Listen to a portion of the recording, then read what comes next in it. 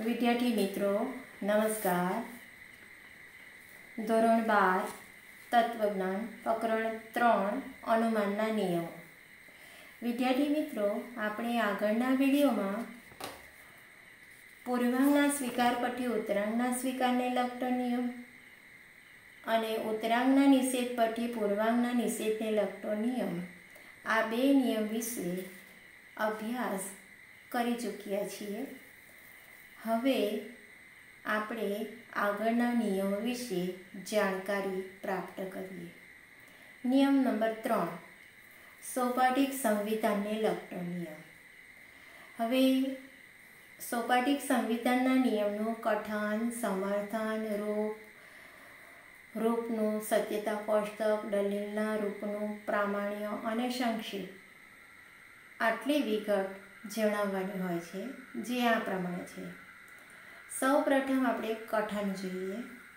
જો એક એટલે પહેલું વિધાન P શરતી Q અને બીજું વિધાન Q શરતી R એ બે વિધાનો આપેલા હોય તો એમાંથી ત્રીજું વિધાન P શરતી R એ વિધાનને નિષ્પન્ન કરી શકાય। ત્રણે ત્રણ વિધાનો શરતી વિધાન છે।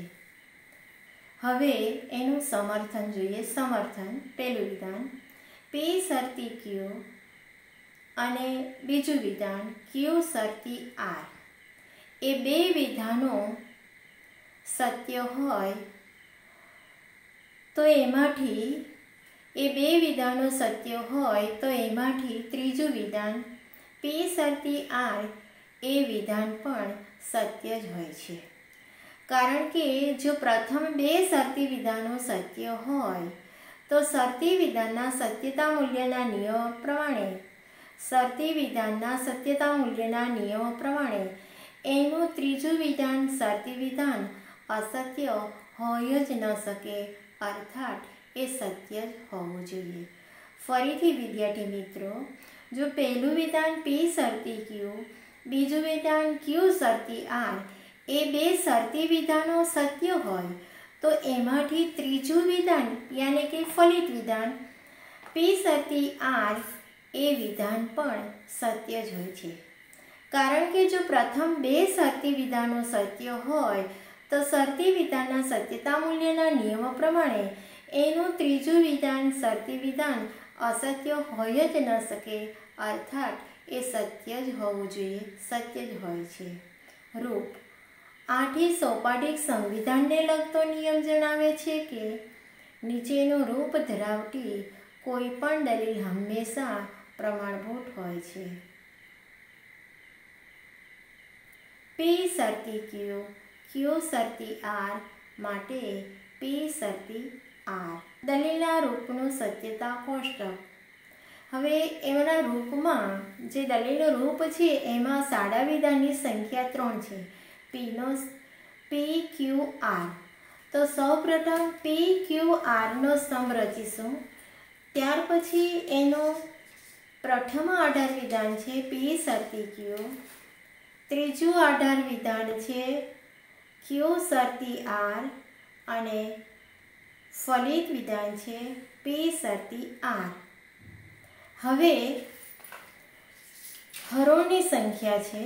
આપણે આગળના પ્રકરણમાં હરોળનું સૂત્ર જોઈ ગયા કે સાદા વિધાનની સંખ્યા જો 3 હોય તો હરોળની સંખ્યા કેટલી થશે એનું સૂત્ર આપણે જોઈ ગયા છે। તો હરોળનું સૂત્ર છે કે હરોળની સંખ્યા બરાબર 2નો n ઘાત।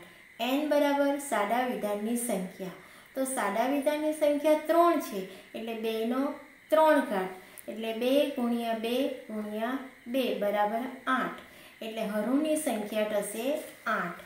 એટલે પહેલા સ્તંભમાં 4 વાર P લખવું અને 4 વાર F લખવું, એટલે કે 4 વાર સત્ય લખવું અને 4 વાર અસત્ય લખવું। Qની નીચે એટલે બીજા સ્તંભમાં 2 વાર સત્ય, 2 વાર અસત્ય, 2 વાર સત્ય અને 2 વાર અસત્ય। ત્રીજા સ્તંભમાં R માં સત્ય, અસત્ય, સત્ય, અસત્ય, સત્ય, અસત્ય, સત્ય, અસત્ય। હવે ત્યાર પછી આવે છે પ્રથમ આધાર વિધાન પી શરતી ક્યુ।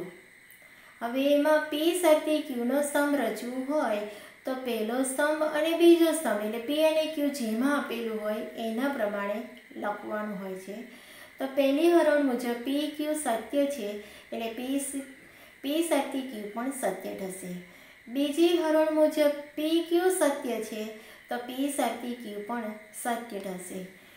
ત્રીજી હરોળ મુજબ પી સત્ય છે ક્યુ અસત્ય છે તો પી શરતી ક્યુ અસત્ય થશે। કેમ? તો શરતી વિધાનનું સત્યતા મૂલ્યના નિયમ પ્રમાણે પૂર્વાંગ સત્ય હોય અને ઉત્તરાંગ અસત્ય હોય તો શરતી વિધાન અસત્ય બને છે। એટલે પૂર્વાંગ પી સત્ય છે અને ઉત્તરાંગ ક્યુ અસત્ય છે એટલે પી શરતી ક્યુ અસત્ય થશે। ચોથી હરોળ મુજબ પી સત્ય અને ક્યુ અસત્ય હોવાથી પી શરતી ક્યુ અસત્ય છે। પાંચમી હરોળ મુજબ પી અસત્ય ક્યુ સત્ય માટે પી શરતી ક્યુ સત્ય થશે। છઠ્ઠી હરોળ મુજબ પી અસત્ય ક્યુ સત્ય છે જેથી પી શરતી ક્યુ સત્ય થશે। સાતમી હરોળ મુજબ પી ક્યુ બંને અસત્ય છે તો પી શરતી ક્યુ સત્ય થશે। આઠમી હરોળ મુજબ પી ક્યુ બંને અસત્ય છે માટે પી શરતી ક્યુ સત્ય થશે। બીજું આધાર વિધાન એમાં ક્યુ શરતી આર છે એટલે બીજો સ્તંભ અને ત્રીજો સ્તંભ જોવાનું છે। તો બીજો અને ત્રીજો સ્તંભ જોઈએ તો પહેલી હરોળમાં ક્યુ સત્ય છે આર પણ સત્ય છે એટલે ક્યુ શરતી આર સત્ય થશે। બીજી હરોળમાં ક્યુ સત્ય અને આર અસત્ય હોવાથી ક્યુ શરતી આર અસત્ય થશે। ત્રીજી હરોળ મુજબ ક્યુ અસત્ય છે અને આર સત્ય છે આથી ક્યુ સત્ય આર એ સત્ય થશે। ચોથી હરોળ મુજબ ક્યુ અસત્ય છે આર અસત્ય છે માટે ક્યુ શરતી આર સત્ય થશે। પાંચમી હરોળ મુજબ ક્યુ આર બંને સત્ય છે આથી ક્યુ શરતી આર સત્ય થશે। છઠ્ઠી હરોળ મુજબ ક્યુ સત્ય છે આર અસત્ય છે આથી ક્યુ શરતી આર અસત્ય થશે। સાતમી હરોળ મુજબ ક્યુ અસત્ય છે આર સત્ય છે માટે ક્યુ શરતી આર સત્ય થશે। આઠમી હરોળ મુજબ ક્યુ આર બંને અસત્ય છે માટે ક્યુ શરતી આર સત્ય થશે। હવે ફલિત વિધાન જોઈએ। ફલિત વિધાનમાં પી શરતી આર છે એટલે પહેલો સ્તંભ અને ત્રીજો સ્તંભ। પહેલો સ્તંભ પી છે અને પહેલો સ્તંભ પી છે અને ત્રીજો સ્તંભ આર છે। તો હવે પહેલી હરોળ મુજબ પી અને આર સત્ય છે આથી પી શરતી આર સત્ય છે। બીજી હરોળ મુજબ પી સત્ય છે આર અસત્ય છે આથી પી શરતી આર અસત્ય છે। ત્રીજી હરોળ મુજબ પી આર બંને સત્ય છે આથી પી શરતી આર સત્ય થશે। ચોથી હરોળ મુજબ પી સત્ય છે આર અસત્ય છે આથી પી શરતી આર અસત્ય થશે। પાંચમી હરોળ મુજબ પી અસત્ય છે આર સત્ય છે આથી પી શરતી આર સત્ય થશે। છઠ્ઠી હરોળ મુજબ પી આર બંને અસત્ય છે આથી પી શરતી આર સત્ય થશે। સાતમી હરોળ મુજબ પી અસત્ય છે આર સત્ય છે આથી પી શરતી આર સત્ય થશે। અને આઠમી હરોળ મુજબ પી અસત્ય છે આર અસત્ય છે માટે પી શરતી આર સત્ય થશે। હવે દલીલના રૂપનું પ્રામાણ્ય જોઈએ તો એમાં પણ સત્યતા કોષ્ટક જોવાનું છે કે ઉપરના સત્યતા કોષ્ટકમાં આધાર વિધાનની બધી હરોળો જોતા એ સ્પષ્ટ થાય છે કે હરોળ નંબર 1, 5, 7 અને 8માં ફરીથી 1, 5, 7 અને 8માં બંને 18 વિધાનો સત્ય છે, ત્યારે એ જ હરોળમાં ફલિત વિધાન પણ સત્ય છે. જ્યારે 18 વિધાનો સત્ય હોય ત્યારે તેનું ફલિત વિધાન અસત્ય હોય એવું એક પણ સ્થાનાપદી નિદર્શન આ રૂપમાં પ્રાપ્ત થતું નથી. આથી દલીલનું આ રૂપ પ્રમાણભૂત છે અને આ રૂપ દ્વારા વ્યક્ત થતો સોપાધિક સંવિધાનને લગતો નિયમ પ્રમાણભૂત સાબિત થાય છે. સંક્ષેપમાં આ નિયમને અંગ્રેજીમાં હાઇપોથેટિકલ સાયલોગિઝમ કહે છે. તેથી આ નિયમને સંક્ષેપમાં HS તરીકે ઓળખવામાં આવે છે. હવે વિદ્યાર્થી મિત્રો ચોથો નિયમ જોઈએ, વૈકલ્પિક સંવિધાનને લગતો નિયમ. નિયમ વાંચતાની સાથે જ આપણને આ નિયમમાં વિકલ્પન વિધાન હશે એવી જાણકારી પ્રાપ્ત થઈ જાય છે. તો આ નિયમમાં પણ કથન, સમર્થન, રૂપ, દલીલના રૂપનું સત્યતા કોષ્ટક, દલીલના રૂપનું પ્રામાણ્ય અને સંક્ષેપ નીચે પ્રમાણે છે, આ પ્રમાણે છે. સૌ પ્રથમ આપણે કથન જોઈએ.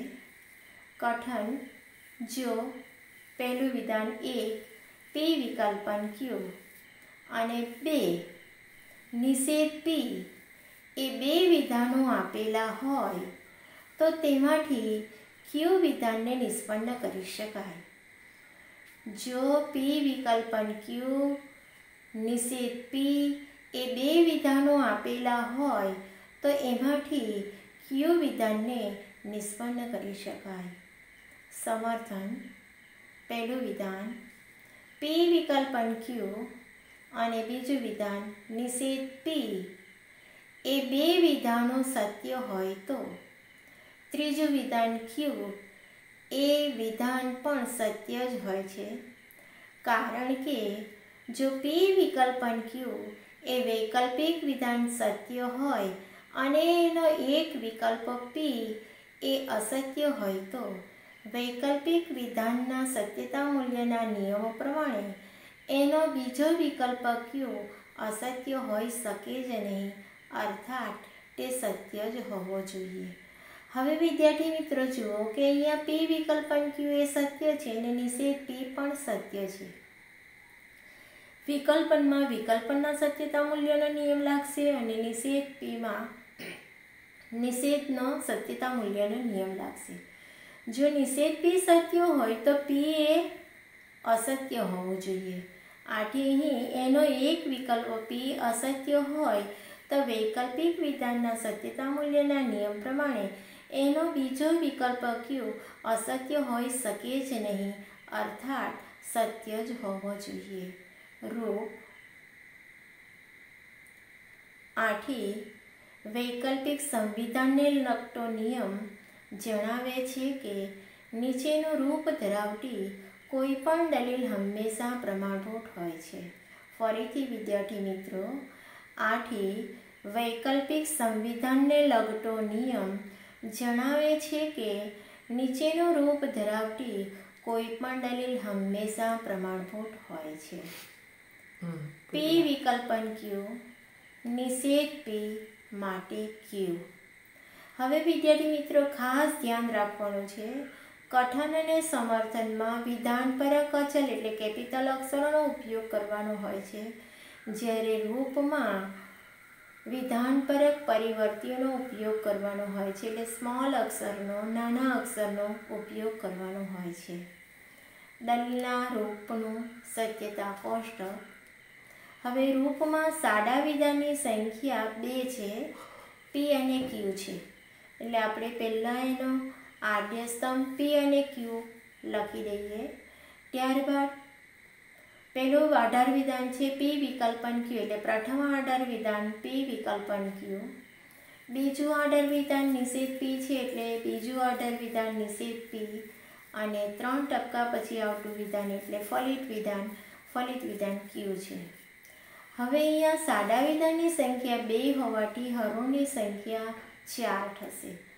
એટલે પીની નીચે તમારે 2 વાર સત્ય 2 વાર અસત્ય, ક્યુની નીચે સત્ય અસત્ય સત્ય ને અસત્ય. હવે પ્રથમ આધાર વિધાન પી વિકલ્પન ક્યુ છે. તો તમને વિદ્યાર્થી મિત્રો વિકલ્પન વિધાનના સત્યતા મૂલ્યોના નિયમ આવડવો જરૂરી છે. તો વિકલ્પન વિધાનના સત્યતા મૂલ્યોનો નિયમ કયો છે? તો બંને વિધાન અસત્ય હોય તો જ વિકલ્પન અસત્ય, બાકી બધે સત્ય હોય છે. તો જુઓ, પહેલી હરોળમાં બંને આધાર વિધાન, પહેલી હરોળમાં પી ક્યુ સત્ય છે એટલે પી વિકલ્પન ક્યુ પણ સત્ય થશે. બીજી હરોળમાં પી સત્ય છે ક્યુ અસત્ય છે, પી માટે પી વિકલ્પન ક્યુ સત્ય બનશે. ત્રીજી હરોળમાં પી અસત્ય છે ક્યુ સત્ય છે, માટે પી વિકલ્પન ક્યુ પણ સત્ય બનશે. અને ચોથી હરોળમાં બંને વિકલ્પો અસત્ય છે, પરિણામે વિકલ્પન વિધાન અસત્ય બનશે. એટલે પી વિકલ્પન ક્યુની નીચે સત્ય સત્ય સત્ય ને અસત્ય. બીજું આધાર વિધાન નિષેધ પી એટલે પહેલા સ્તંભ પ્રમાણે રચાશે. નિષેધ પી એટલે અહીંયા નિષેધના સત્યતા મૂલ્યોનો નિયમ આવડવો જરૂરી બને છે કે મૂળ વિધાન સત્ય હોય તો નિષેધ અસત્ય બને છે અને મૂળ વિધાન અસત્ય હોય તો નિષેધ સત્ય બને છે. તો વિદ્યાર્થી મિત્રો, પહેલા સ્તંભને આધારે નિષેધ પી નો સ્તંભની રચના કરવાની હોય છે. તો પ્રથમ હરોળમાં પી સત્ય છે માટે નિષેધ પી અસત્ય થશે. બીજી હરોળમાં પી સત્ય છે આથી નિષેધ પી અસત્ય બનશે. ત્રીજી અને ચોથી હરોળમાં પી અસત્ય છે આથી નિષેધ પી ત્રીજી અને ચોથી હરોળમાં સત્ય બનશે. ત્યારબાદ ફલિત વિધાન છે. ફલિત વિધાન ક્યુ છે એટલે બીજો સ્તંભ જે રીતના લખ્યો હોય એનો એ જ રીતનો સત્યતા કોષ્ટકમાં જે રીતે બીજો સ્તંભ છે એનો એ જ ફલિત વિધાનમાં લખી દેવું. એટલે ક્યુની નીચે સત્ય અસત્ય સત્ય ને અસત્ય. સત્યતા કોષ્ટક થઈ ગયા બાદ દલીલના રૂપનું પ્રામાણ્ય. દલીલના રૂપનું પ્રામાણ્ય આ પ્રમાણે છે. સત્યતા કોષ્ટકમાં આધાર વિધાનની બધી હરોળો જોતા એ સ્પષ્ટ થાય છે કે કેવળ ત્રીજી હરોળમાં જ બંને આધાર વિધાનો સત્ય છે અને આ હરોળમાં ફલિત વિધાન પણ સત્ય છે. જ્યારે આધાર વિધાનો સત્ય હોય ત્યારે તેનું ફલિત વિધાન અસત્ય હોય એવું એક પણ સ્થાનાપતિ નિદર્શન આ રૂપમાં પ્રાપ્ત થતું નથી. આથી આ રૂપ પ્રમાણભૂત છે અને આ રૂપ દ્વારા વ્યક્ત થતો વૈકલ્પિક સંવિધાનને લગતો નિયમ પ્રમાણભૂત સાબિત થાય છે. આ નિયમને અંગ્રેજીમાં ડિસન્ટિવ સાયલોગિઝમ કહે છે અને એને સંક્ષેપમાં DS તરીકે ઓળખવામાં આવે છે. હવે બીજા વિડીયોમાં આગળના નિયમો જોઈશું. અસ્તુ.